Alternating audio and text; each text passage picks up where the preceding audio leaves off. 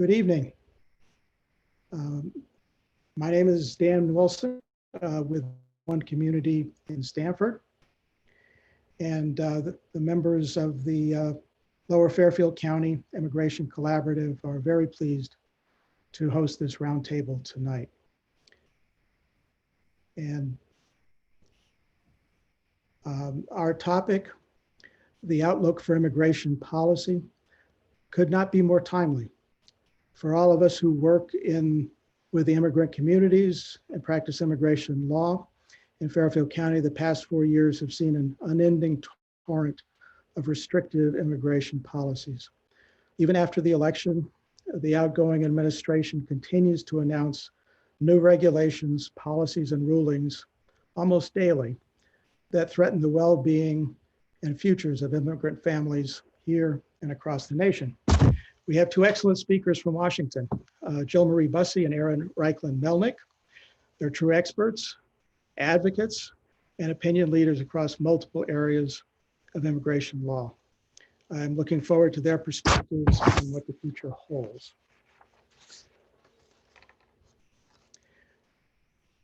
We have three other members of the panel from Connecticut organizations who will make their introductions in a second. And I would also be, this is a round table, and I encourage all of you to write your questions so that we can, excuse me, this is going ahead of me. And we will try to take all of the questions that are being posed. We've had some questions that have been sent in by email as well, and we will try to address those as well. The organizations that are here tonight, and my computer is acting up, and I apologize for that, are all in the front lines here in Connecticut. I'm going to change how I'm showing this. I'm sorry.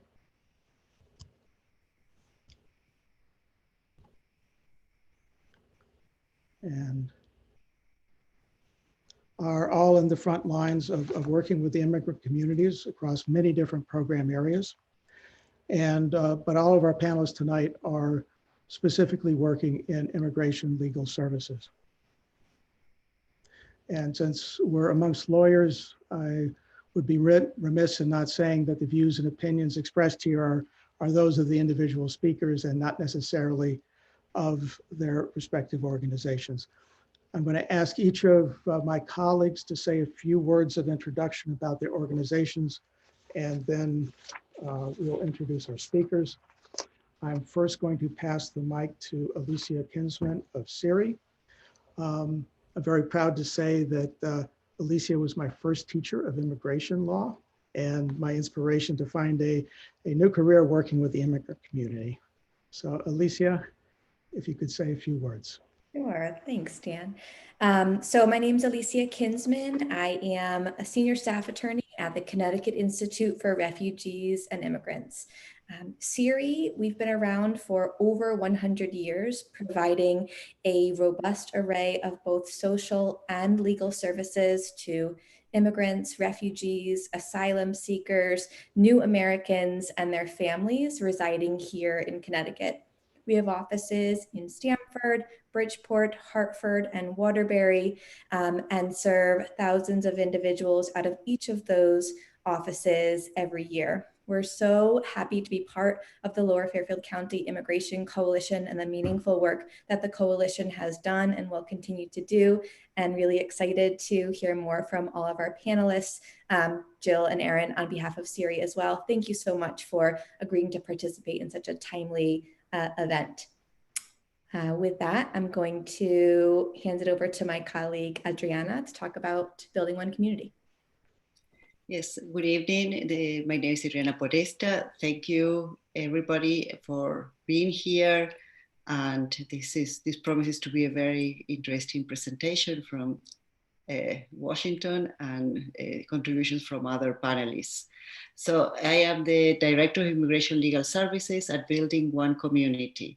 We are located in Stanford, but serve the immigrant community in the area of Fairfield County and sometimes beyond. In immigration, we serve mostly immigrants in need of family-based applications and humanitarian visas, like VAWAs and U visas and asylum seekers if in a limited way, and other immigration services they may need. But the center also provides services to families and individuals in support of forms and other social services, also workforce development and language and naturalization classes. The idea is to integrate immigrants into the community. So.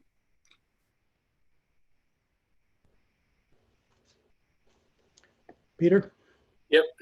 Hello, everybody, and thank you for joining us. My name is Peter Maloney. I'm a director on the board of Catholic Charities of Fairfield County, which operates within the Diocese of Bridgeport. Like Siri, we're an old organization, 100 years old, more than 100 years old, founded in 1916, at a time when there were a lot of immigrants coming into this county itself to work, for example, in the Bridgeport munition facilities. And they obviously remained here. And when the war ended in World War I, a lot of those folks wound up dealing with a lot of unemployment issues, family crisis issues, housing issues, and it's it's an analogy to today's suffering amongst communities due to the COVID recession that's going on. We have over 30 programs throughout the county. You may know some of them operating under the Catholic Charities masthead. Like our own Immigration Legal Services program. Others have their own unique names, but you would know them in the larger cities. For example, the Thomas Merton Center in Bridgeport, Room to Grow Childcare in Norwalk, and New Covenant Center in Stamford. We service all types of people, many immigrants, so we're very attuned to the issues that they're facing.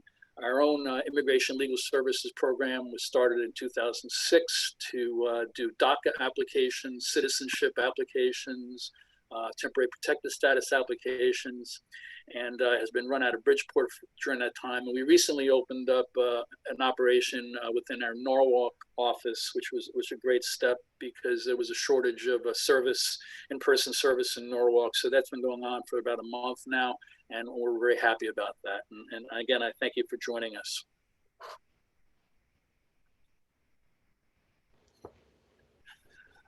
I am now going to introduce our speakers. Jill Marie Busey is Director of Advocacy at the Catholic Legal Immigration Network, which is otherwise known as CLINIC. As a national level immigrant advocate, Jill focuses on administrative advocacy in the following key areas: access to counsel, naturalization, family-based immigration, religious immigration, and humanitarian forms of protection such as DACA, temporary protected status, and deferred enforcement departure. Jill has founded and leads ad hoc and standing coalition and campaign efforts, which have included seeking successful implementation of DACA during the Obama administration, advocating for low-income immigrant access to naturalization and other immigration benefits, promoting the use of TPS and DED as vital sources of humanitarian protection, and building capacity for nonprofit legal immigration service providers like our own Catholic Charities of Fairfield County. Prior to joining CLINIC, Jill was in private practice.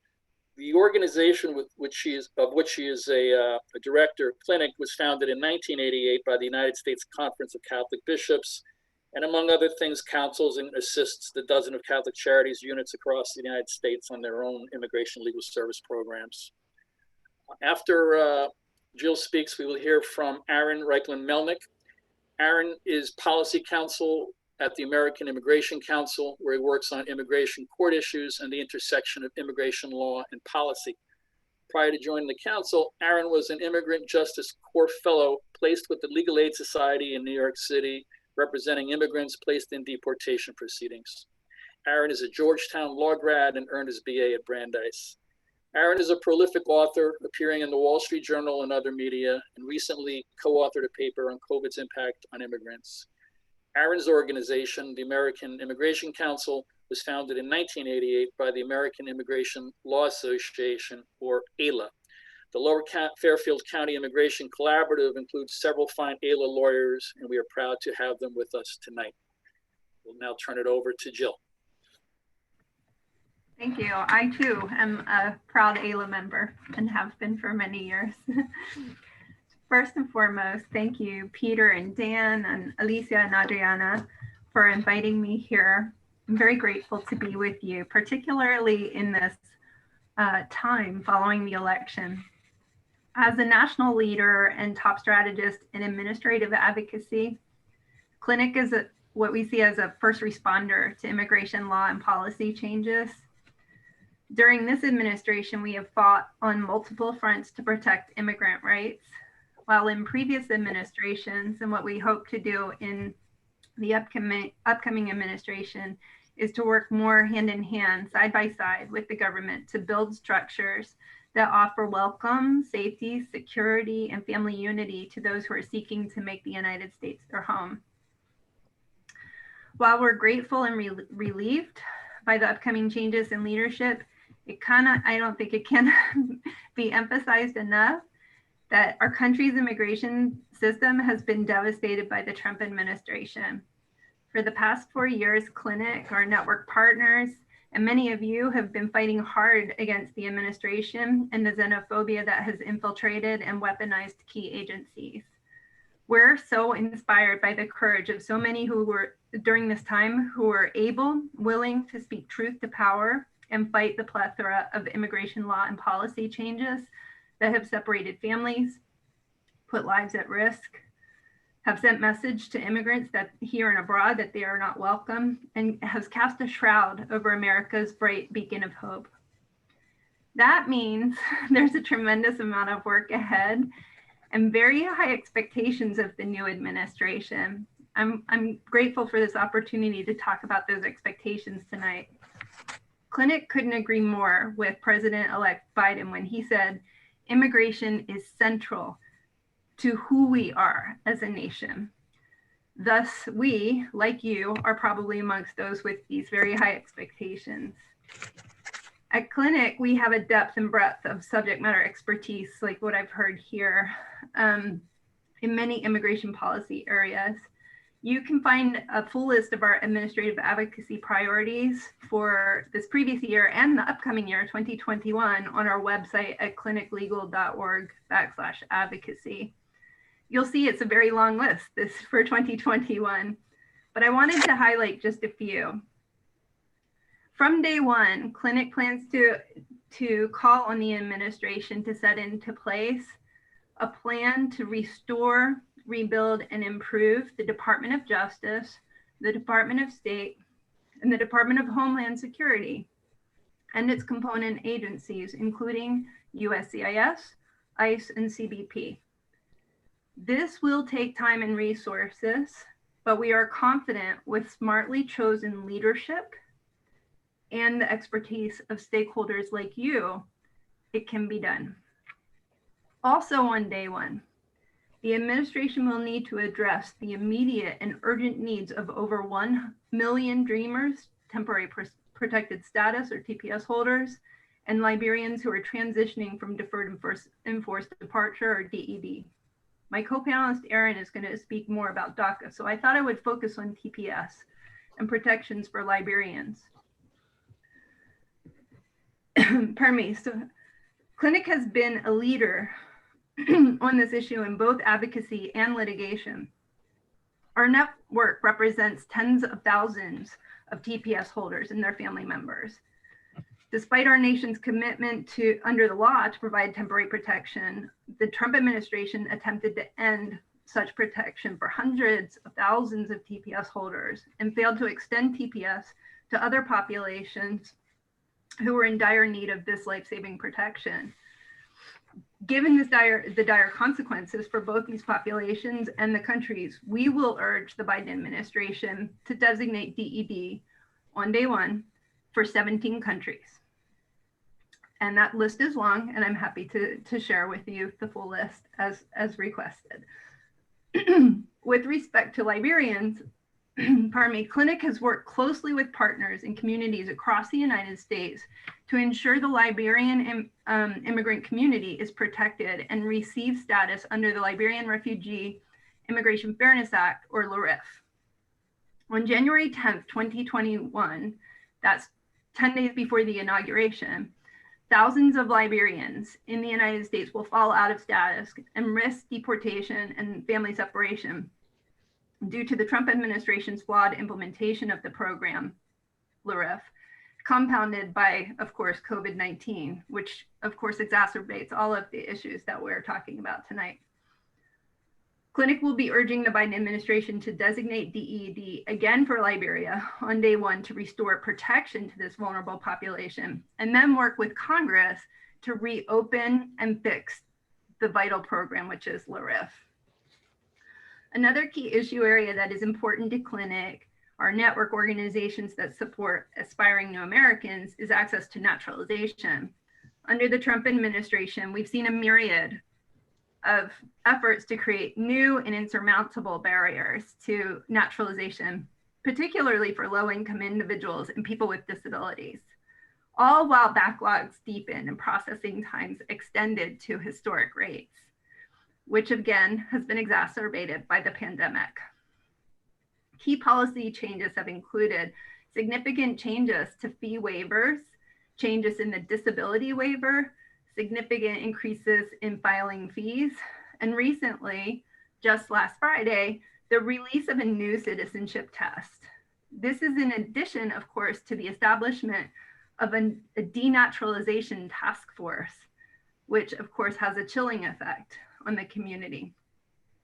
Clinic firmly believes that citizenship, with all of its rights and responsibilities, should be available, accessible to all people, not just the elite, well-educated and able-bodied in a free and democratic society. We hope you will join us in our efforts to work with the Biden administration in rolling back these harmful policies and work with members of Congress who can provide USCIS with additional resources to dig out from the backlogs and restore confidence in our system by reducing processing times. We would like to see a dramatic expansion of the Citizenship and Integration Grant Program to build capacity and expand services. This is all quite doable since the infrastructure is already there. I mentioned the pandemic.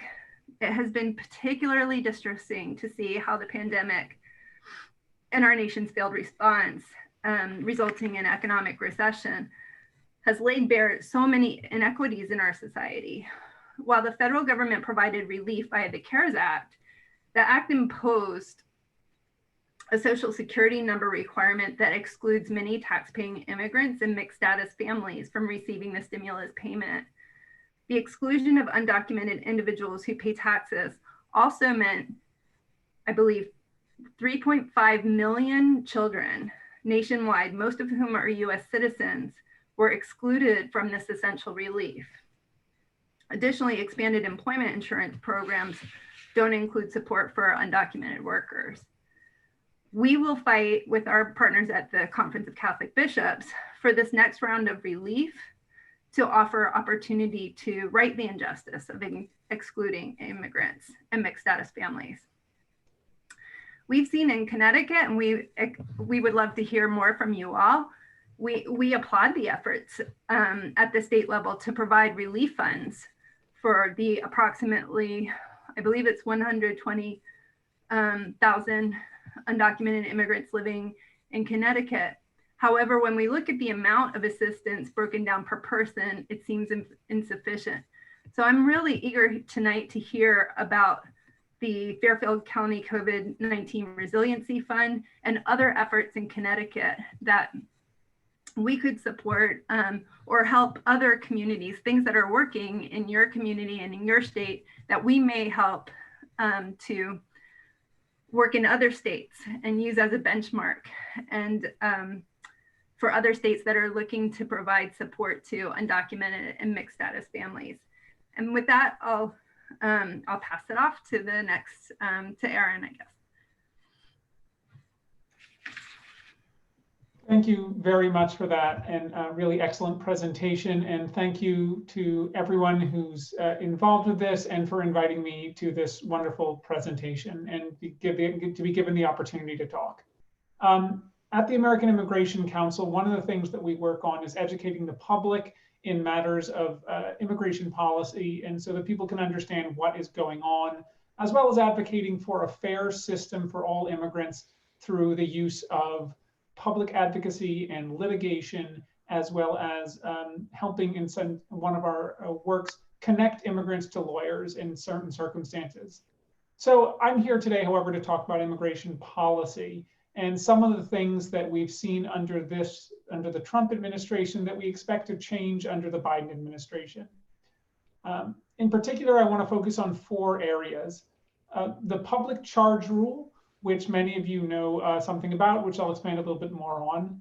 What's happening now with DACA and the Dreamers, asylum and refugee issues, and then finally, I want to talk a little bit about the speed at which we expect some of these changes to happen. Starting with public charge, as many of you may know, the public charge rule is a rule that the Trump administration put into place earlier this year after having initially proposed it in 2018 and passed it into a regulation in 2019. It is a regulation in which the Trump administration imposes effectively a wealth test on new immigrants to the United States who are seeking a green card. Under this public charge rule, immigrants had to show that it was not likely that they might use any form of state and government benefits or specific types of state and government benefits. For instance, food stamps, Section 8 housing, or Medicare. Now, importantly, while the concept of public charge has existed in America's immigration law for more than a century, this administration proposed to expand that concept to something it had never before been, where even using $1 of food stamps could get you denied a work permit.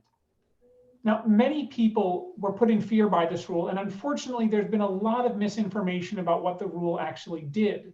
Many people stopped going to hospitals or taking advantage of benefits that would not affect their immigration status, including, we know some people who already had green cards or individuals who were already citizens or were certainly only seeking benefits for their US citizen children. While the rule is narrower than that and doesn't block it, that chilling effect on people's use of benefits which they were legally entitled to has been serious and has especially been serious during the pandemic. There's been a lot of back and forth in the courts, but the most important thing to know about the public charge rule under the Biden administration is that Biden has promised to get rid of the public charge rule and restore the situation to what it was before earlier this year when the rule went into effect. And hopefully we'll be able to make some positive change. That means that those of you who have fear about the public charge rule, how it might affect your immigration status or the immigration status of a friend or a relative or somebody that you know, should know that the Biden administration has promised to get rid of this rule as one of the first things that they want to do in office. And turning to DACA and the Dreamers. Now, there are at this point around 700,000 people who received deferred action for childhood arrivals, or DACA, under the Obama administration. The people who were eligible for DACA were people who had graduated from school here in the United States, who were brought here as children under the age of 15, who had no serious criminal records, and who had been here for at least 5 years. So been here between 2007 and 2012. Now, we often think of Dreamers and people with DACA as children, but these days, DACA has been around now for 8 years, which means the oldest DACA recipient now is potentially 38 years old. So these are people who have built lives in their communities, who have been working legally for 8 years. Many of them have US citizen children. Many of them are small business owners. They're doctors, they're teachers. Some of them are lawyers. And these are people who have made their lives in the United States and who are part of the American community. And unfortunately, the Trump administration tried to kill this program, but thanks to some errors that they made in the process of killing it, the Supreme Court held that they had gone about it the wrong way and blocked them from ending the DACA program. President-elect Biden has promised that one of his first measures that he's going to do on taking office is to immediately restore DACA to the state that it was before the Trump administration started trying to meddle with it. However, for various reasons, we're going to need to go further than that. And he has promised to send a bill to Congress to try to get a permanent form of relief for people who were brought here as children that would give them a pathway to status and not a temporary, potentially removable status that another president could make a political football and political hot potato and change in a future administration. Because I think we all know it's time for Congress to actually step in and do something here. And the president is going to have to look at various options that he can do to ensure that people who have DACA status, as well as all of those people who have been blocked from getting DACA since 2017 by the Trump administration, have an opportunity to come out of the shadows or stay in their current positions where they are and continue to contribute to this country. Now, on asylum and refugee issues, that is where we are likely to see the biggest change between the Trump administration and a new Biden administration. The Trump administration has been singularly hateful towards asylum and refugee status. When the Trump administration took control, President Obama had set the number of refugees that could be allowed into this country at 110,000. He slashed it first to 50,000, then to 45,000, then to 30,000. And this year he set the refugee level at just 18,000 people, even though we are in a worldwide refugee crisis and the number of displaced persons is at the highest it has ever been in recorded history. President-elect Biden has promised already that one of his first acts on taking office would be to raise the refugee ceiling to allow in 125,000 refugees in next year. And we expect that that's a level that he would be willing to keep and potentially raise over the next 4 years. And importantly, while that number may seem high, we have actually accepted much higher numbers in the past. In the 1980s, we actually accepted more than 200,000 people a year, and sometimes many of these refugees from Vietnam or other countries that were going through serious crises. And that we came together as a country to accept these people as refugees, and they built strong communities in the United States. Many of them now are citizens, their children have been here for decades. And we have seen in many ways how refugee admissions have helped revitalize a lot of small cities, and they've helped to build stronger communities and built their lives here in the United States. In addition, the Biden administration has already promised to reverse a number of the Trump administration's most harmful policies at the border, ones that have targeted families and children seeking asylum. 65,000 people were sent to Mexico under the so-called migrant protection protocols, a program in which families, children, and adults seeking asylum were forced into refugee camps and temporary shelters in Mexico while they waited for court hearings where they were almost certainly going to be denied asylum. President-elect Biden has promised to end this sham process, though the actual logistics of doing it may be a little tricky, but we know that this is something that we are going to focus on. In addition, he has promised a select committee to investigate family separation because there still remain over 600 children who have not been able to contact their parents, whose parents don't even know where they are, who were separated by this administration in 2018 and 2017. And there's been a promised investigation to get to the bottom and make sure that these parents can reunite. Now, while you may have heard from this administration say some parents chose not to reunite, but the reality is that this administration offered parents a choice in many circumstances. You can reunite with your child as long as you agree that your child gets deported from the United States and has to go back to whatever harm they were fleeing. Now, we are going to push the Biden administration and say that's not enough. If you want to reunite parents, you have to allow those parents to come here to the United States and have the opportunity to seek asylum that they were denied the first time. Of course, if my druthers, any parent who'd been separated from their child should be just handed a green card, because when you harm a family, a child like that, you need to give them something in compensation for the enormous damage that you've done to them. And we owe them more than just another chance to go in front of a judge. And I hope that the Biden administration accepts that and as it moves forward. Now, how likely is all of this to happen? Well, there's more than 400 changes, according to the Migration Policy Institute, that have occurred in the field of immigration. And Jill talked about a number of them, and I've talked about others, but I could sit here for hours talking about everything that's happened in immigration. So we can expect some of these things, like the travel bans, like the refugee numbers, like DACA, are things that can be done on day one. Because importantly, as much as President Trump did on immigration, he did it only through the executive branch, through his own presidential actions. Congress, actually, with the exception of protections for Liberians that were mentioned earlier, has done nothing on immigration for the past 4 years. So that means that what one president did, another president can overturn.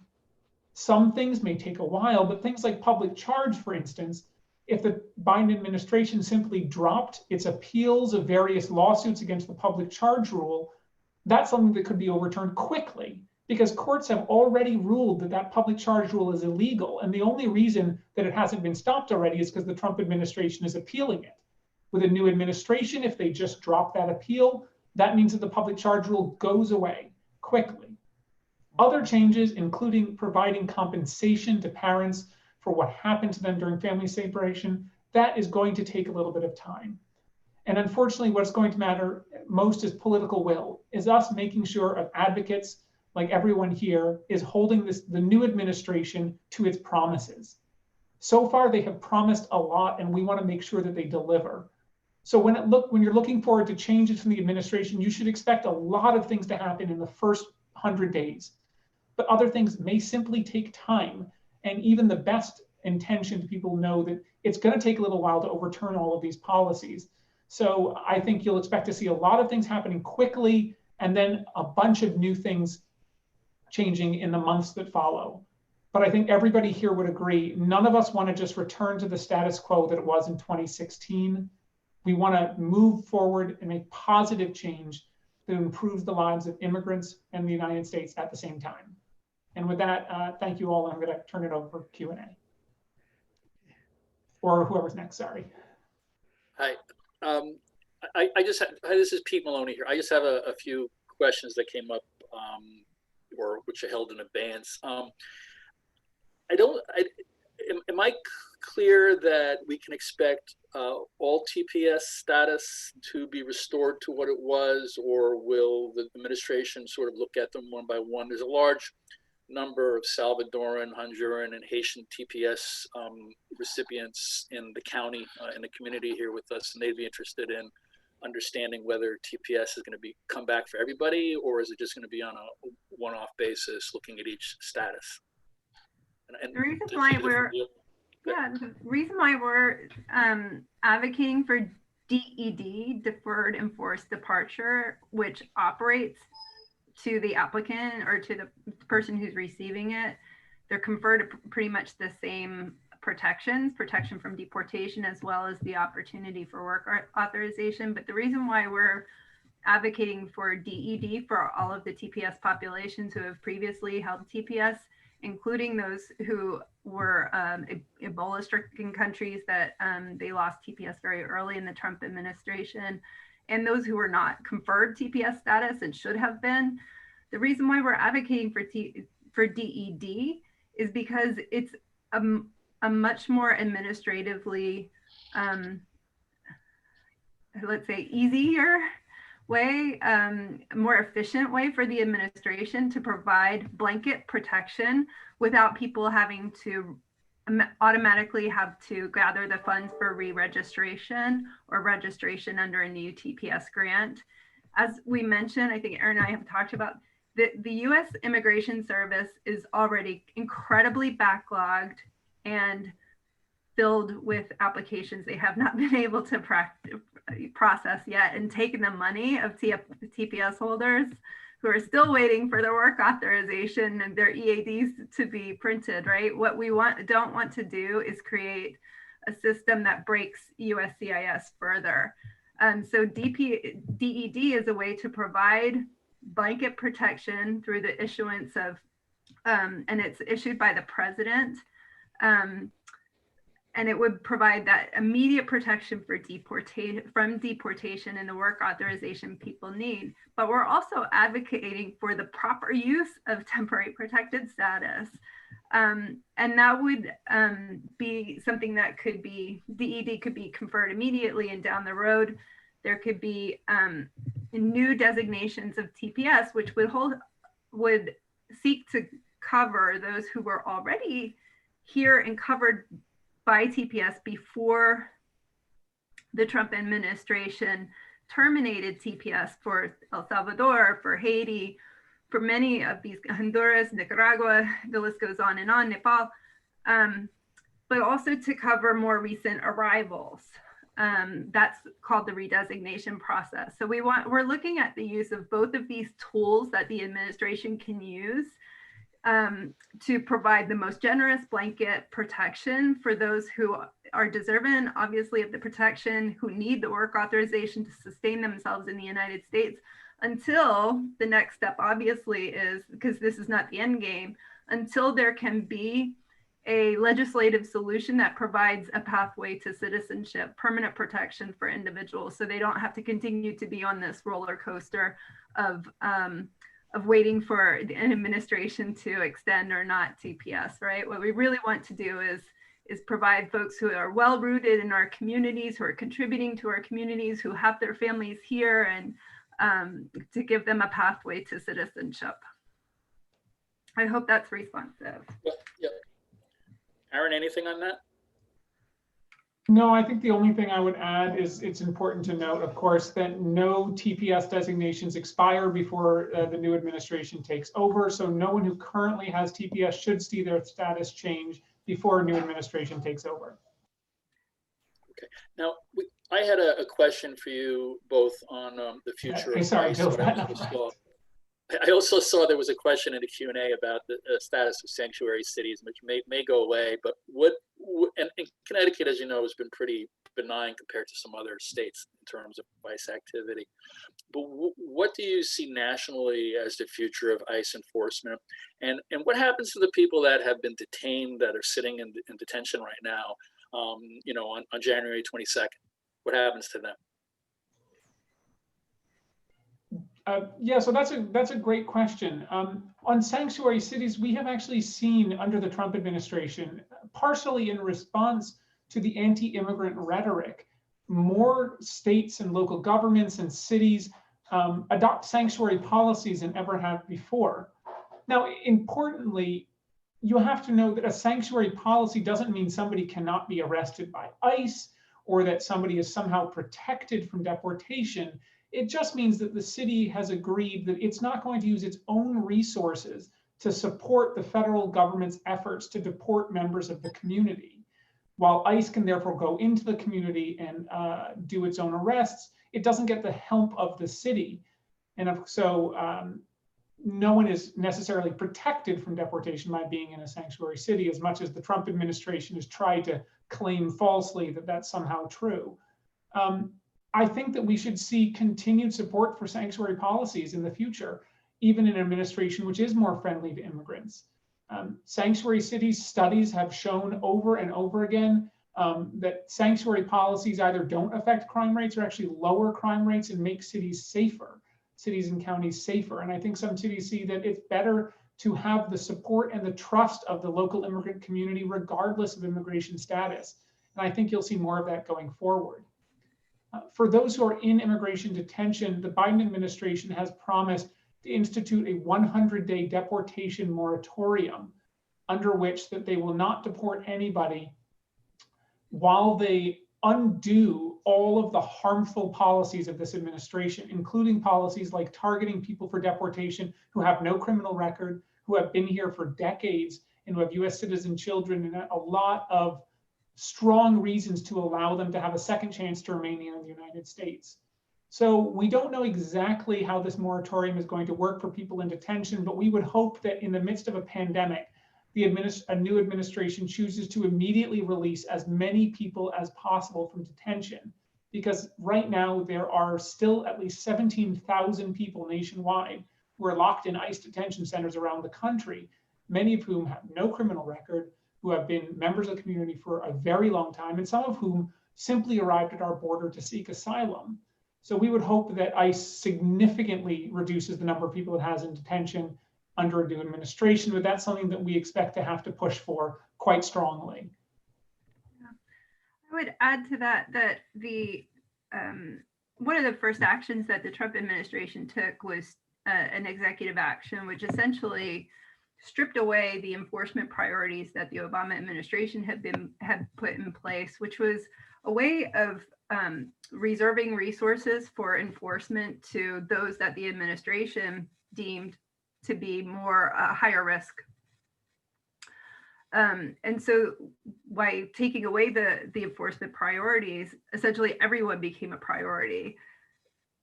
We would hope, and we are calling on the Biden administration to sign a new executive order.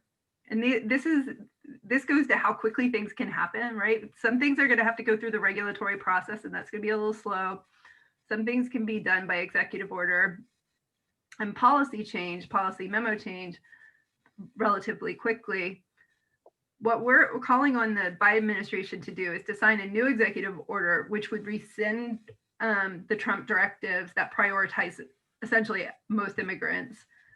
What we think is likely to happen is the Biden administration would revert back and reinstitute the Obama priorities, which targets immigrants with criminal records, which we hope would only be, if it is done, would be a temporary measure before there can be a firm review of that policy and the soundness of that policy. As we know, there are communities that are over-policed and caught up in criminal systems, Black immigrants in particular, who are subject to over-policing. And so there is a disparate impact on certain communities who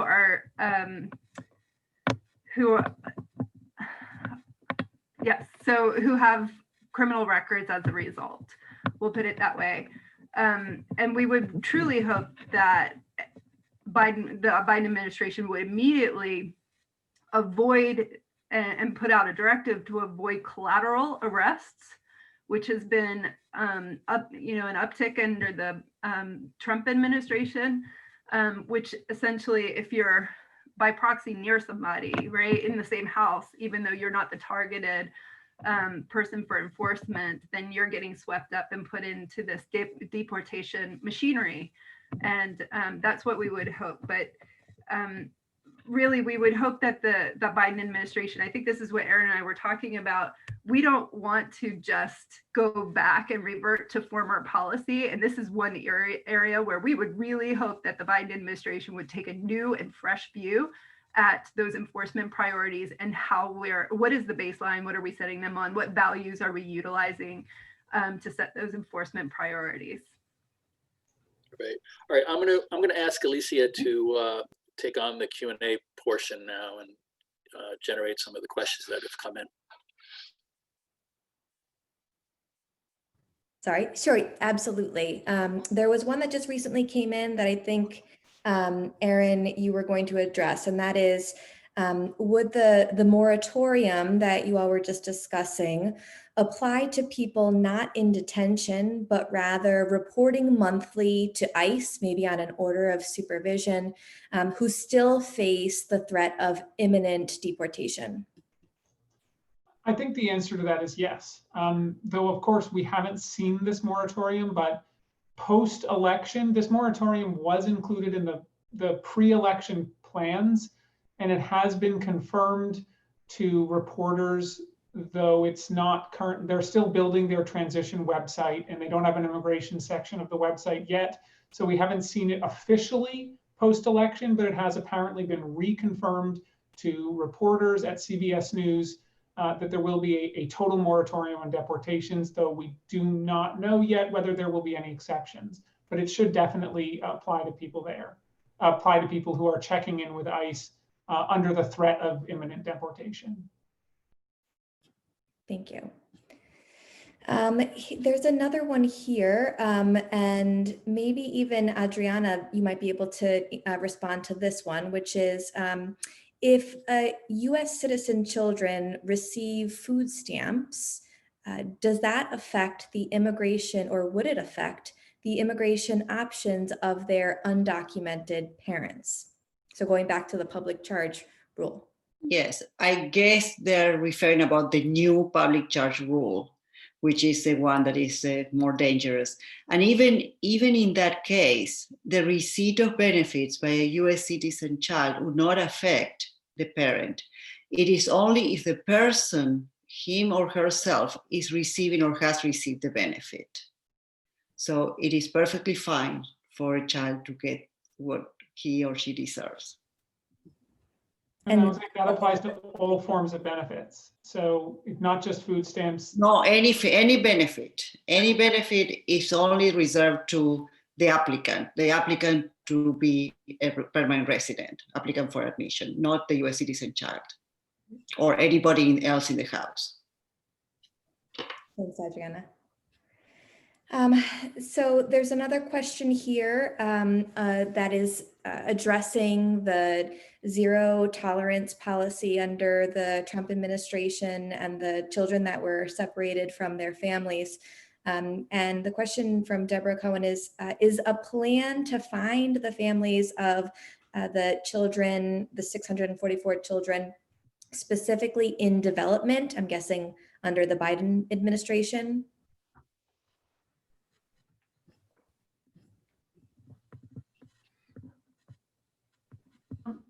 I don't know if Jill. I would say, so basically this is they have supposedly said that there is a plan to do this. It is important to distinguish sort of what's happening with these. So what's happening in these circumstances these are children these are parents of children who were separated. The children are in the United States currently, usually living with family members or other people who sponsored them, who have been released from government custody, some of whom may have already been able to gain some form of permanent status or who may still be going through the immigration court process.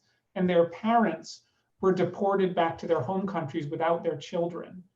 There is currently an effort, but it's funded by nonprofits. The government is not really supporting it, to find these parents and allow them to have an option to choose to reunify with their children. But as I think I mentioned before, some parents have turned that reunification down because reunification means having their children deported. So some parents have said, even though I haven't seen my child in 3 years, I don't want my child sent back to my home country, where the same place I fled. So we would hope that a new administration not only promises to spend money and support to find those parents, but promises to give those parents a chance to come to the United States, rather than force them to choose again between having their children in safety in the United States or having their children with them in their home countries not in safety.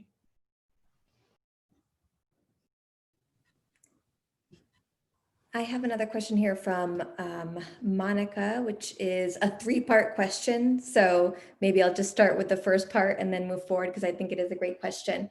And it's this: the Biden administration will be quite overwhelmed by COVID management and reverting the economic downturn. So the first part of the question is it realistic that the Biden administration has the sufficient bandwidth to undo the damages done by Trump? I would say yes. We as a nation should be able to walk and chew gum at the same time. And I know that's oversimplistic, but this is a large federal government. And we should be able to handle pandemic as well as be humanitarian, return humanity to our immigration system. There are literally hundreds of people, probably thousands of advocates, who would rush through the door right now if Biden were here to say, let me help you. I have this expertise. I want to help you to restore order and justice. If you look at the list of the transition team that has been chosen for Department of Homeland Security and other agencies that, like the Department of Justice, that also administer immigration benefits or have a hand in the immigration system, there have been some very smartly chosen individuals in that transition team who will help this administration. It is not just saying, Biden and Harris alone. We're talking about huge teams of individuals who are deeply committed. And if you look at the backgrounds and biographies of some of the individuals who are already on transition team, have been chosen for a transition team, who they're looking at for potentially holding cabinet level offices, you're looking at a depth of experience for these individuals. They will bring that to bear, and this can be done, and it should be done. And if we give this administration in the past of saying, oh, we understand that COVID relief, it should be the top priority, we'll wait for immigration. We will do ourselves, everyone, a disservice. They should be able to make good on their promises, and we should hold their feet to the fire. We are going to be part of the solution. Advocates must be part of the solution. We must restore stakeholder engagement. We must restore a government that's open and transparent. And we have to be part of the solution and part of presenting what they can do day one. We also will have to be patient. There are going to be certain things that will not be able to just turn the switch on and off. There, like I mentioned, some things can be done by executive order immediately. Some things will need to go through the regulatory process, and we're going to need advocates to engage in that regulatory process and have faith in the system again and submit comments and tell them what you told the Trump administration was wrong about that policy in the first place.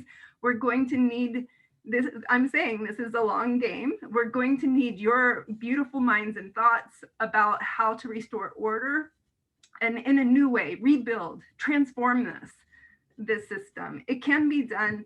And I don't think that COVID, while very incredibly important, obviously, I don't think that it's a binary choice. Amen. That's a really excellent segue to another part of this question, which is, and Erin, maybe you can speak to this a little bit, which is what can be done at the state and local level in the next 12 months? I can answer this. I think, though Jill may be better suited because she works on state and local issues. So I'm actually going to defer back to her for her expertise. So at the state and local level, so when we were planning for electoral politics, et cetera, we were planning for one of two things. Truly the state and local, if Trump had won the election, state and local would have been the only salvation, if you will, for immigrants and their quality of life. The last barrier, if you will, of providing protection. With the Biden administration, now this presents an opportunity where states and municipalities hopefully will not be in a position of defending against retaliation, for example, for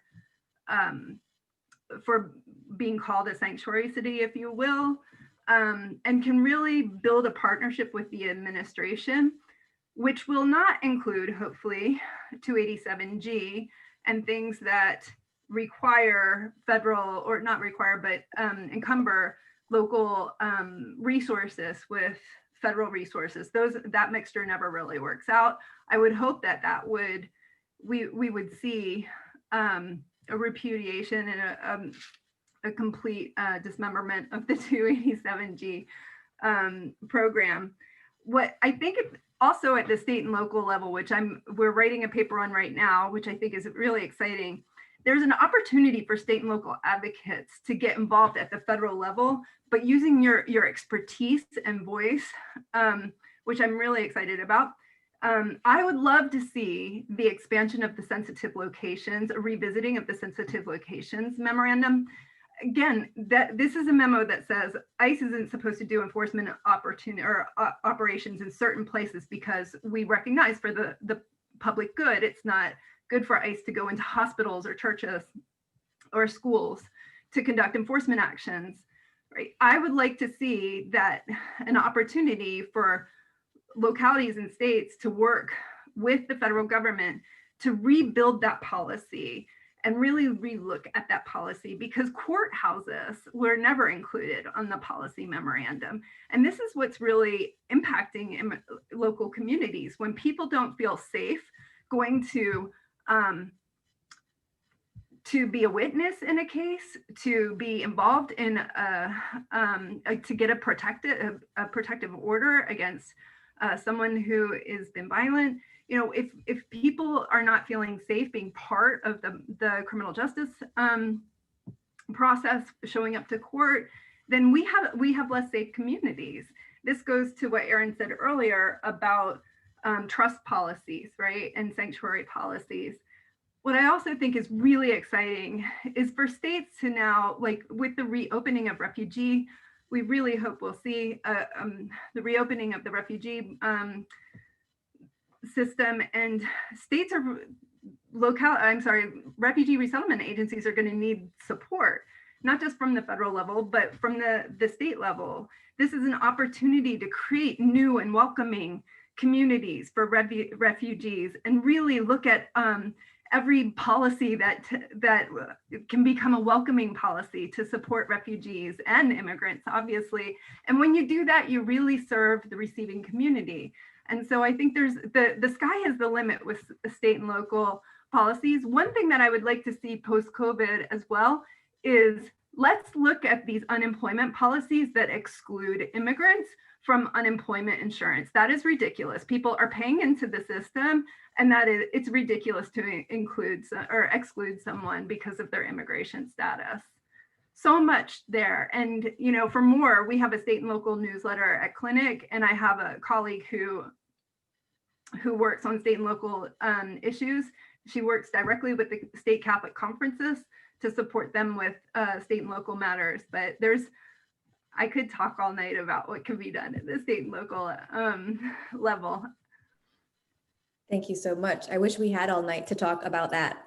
Erin, I'm wondering if we could talk a little bit about the impact of COVID on an already backlogged immigration court system and what a Biden administration might be able to do to help alleviate that, and because of the disastrous, horrendous impact it has on so many members of our community languishing in this immigration court system.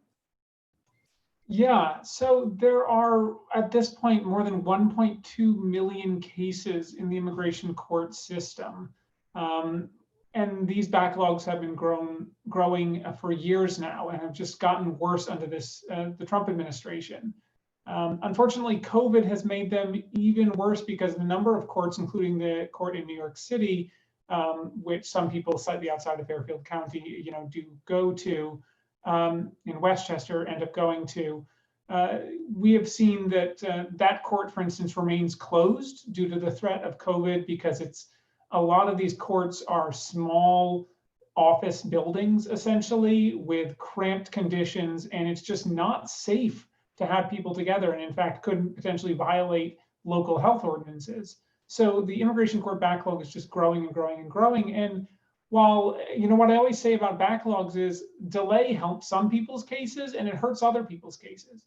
There's a lot of people with really straightforward ways to remain in the United States, to get a green card, to find some way to get out of this painful limbo that they've been in and get on that path to citizenship, who are just stuck and they have no way to move forward. And meanwhile, there are undocumented immigrants who don't have a path forward, who are able to remain in the United States for years and years and years because of these backlogs. So that's why I say it sometimes hurts and helps, because it's a system that sort of doesn't really work right now. So unfortunately, getting out of these backlogs is going to be tough. And I think one of the main ways that the administration can do this is by simply dismissing hundreds of thousands of cases.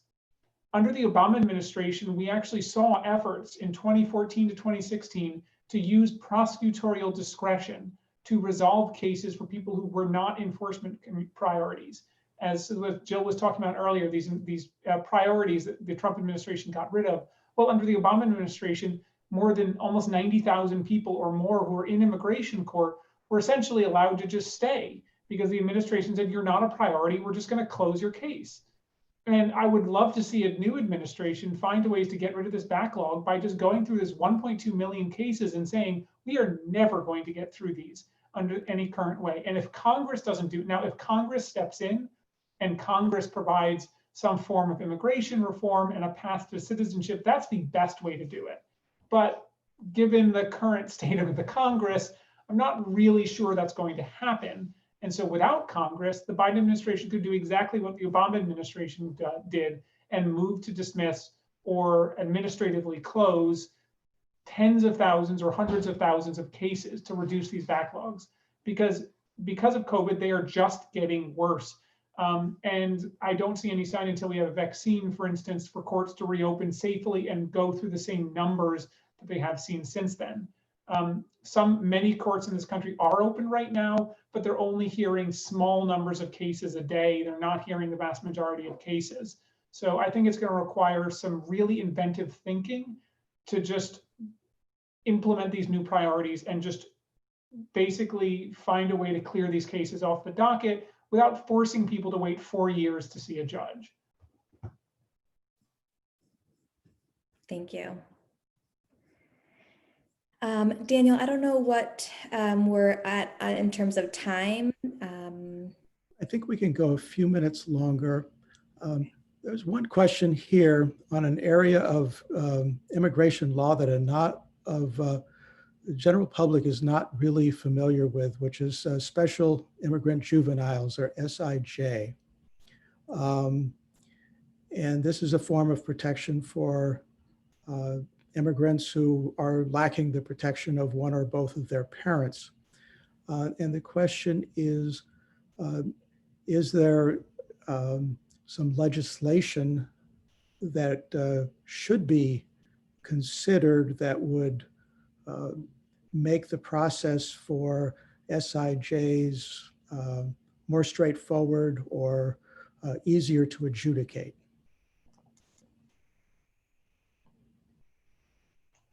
Yeah, there are a number of proposals, I think, to protect special juvenile status in Congress right now, though, of course, as previously, I don't know how many proposals are actually going to make it through Congress right now.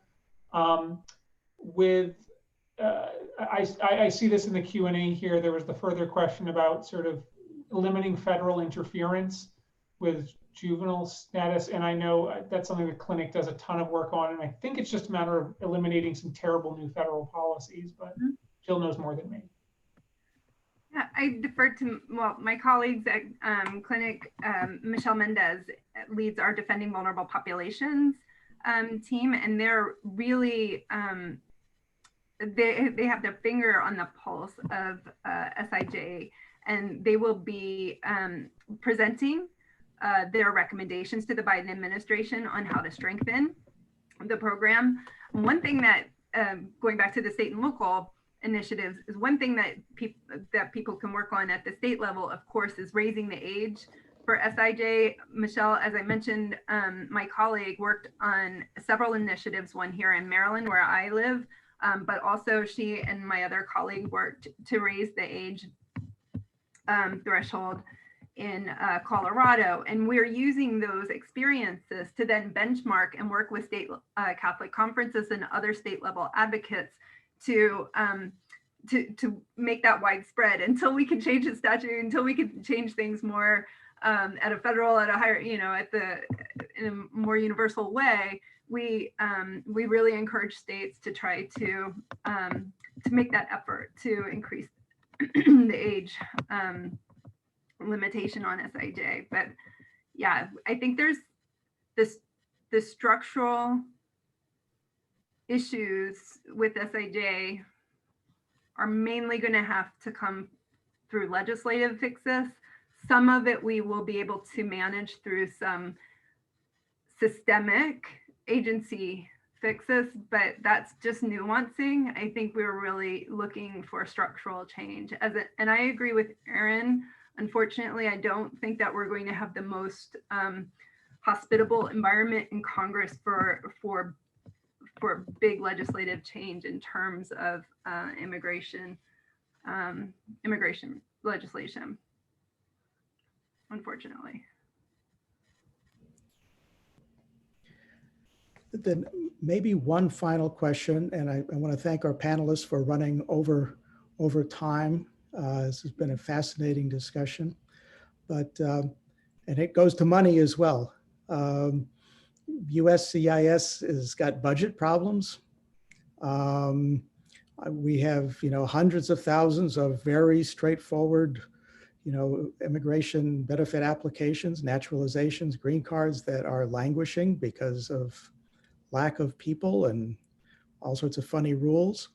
And can it be fixed?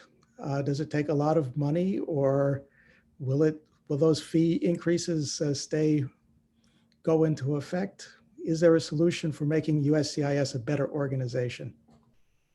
I'm going to touch on 3 quick points, and then Aaron's probably going to close us off with his amazing wisdom that he always. Number 1, we didn't have to be here. It was because the Trump administration decided to change policies in chaos and make an already, backlogged organization or agency worse, right? So it exacerbated the rapid policy change that creates very high adjudication standards, this extreme vetting, et cetera, that they have employed. Number 1 can be rolled back. It's going to take some time, but we can do it, and we can make this agency an operating efficiently machine. Again, we can do it. The Congress has already provided USCIS a critical tool in getting itself back into better fiscal shape, which is the stopgap funding through the expansion of the premium processing program that can provide additional revenues to the agency. And all we need is someone who will lead that agency with responsibility and fiduciary duty, and will actually use the tools that Congress just gave them to increase revenue. Number 3, that fee rule will never see the light of day. That's my projection. Yeah, I agree that particular fee rule will never see the light of day, just because it's not that USCIS doesn't need money, and it's not that, I would just say increasing fees will have to happen eventually. I think everybody agrees. It's just that particular fee rule, which would have done things like eliminate fee waivers, charge over $1,000 to become a US citizen, charge a $50 fee to apply for asylum, the first making us 1 in 4 countries in the world to charge for asylum. That fee rule, that's dead. That's not going to happen under the new administration. But there will likely be in the future a new fee rule built on better principles that still respects the fact that some people need income support, some people will need fee waivers, and that better compensates for the real things that need to be done, rather than the administration's attempt to make legal immigration harder. So that said, we can also hope potentially that Congress maybe steps in with some emergency funding. Keeping the legal immigration system from collapsing is one of the things that is actually still bipartisan. There is support from Republicans to make sure that people are still able to become citizens, for instance, and 12 to 24 month backlogs in citizenship don't help anybody. So we can hope that not only will there be a new fee rule that's sensible and humane and protects access to benefits to low-income immigrants, but also that maybe, just maybe, Congress steps in and gives them a one-time emergency infusion. It's not the first time it's happened. Congress has in the past, I think, stepped in and provided, in some rare circumstances, some additional support to USCIS, but we should push forward, and that's something to talk to your representatives about. The agency needs money desperately, and so if you can reach out to your representatives and say that you would support them providing money to USCIS on a temporary basis, that's something that I think that representatives would like to hear. So thank you. One lesson that I can take away from tonight is that all of us who work with the immigrant community and are concerned with them are very, very fortunate to have advocates like you, Joe Marie, and Aaron in your organization's clinic, and AIC, and leading, the fight for policy change. I'm optimistic that we can make things happen, and the organizations that are here in Fairfield County, SERI, Building One Community, Catholic Charities, the AILA chapter, other organizations that are involved with immigrants. We have our work cut out for us, but we also have a very, very bright future ahead of us. So I want to thank you all for your time. We've run over. If there are questions that we did not get to, I will try to make sure that they get answered from people who put them in, either in the chat box or in the Q&A. And again, thanks to everybody for your time tonight. Alicia, Jill Marie, Aaron, Adriana, Peter, and to all our audience, thank you so much. Thank you. Thanks, Thank you all. everyone. Yeah. Thanks. Thank you.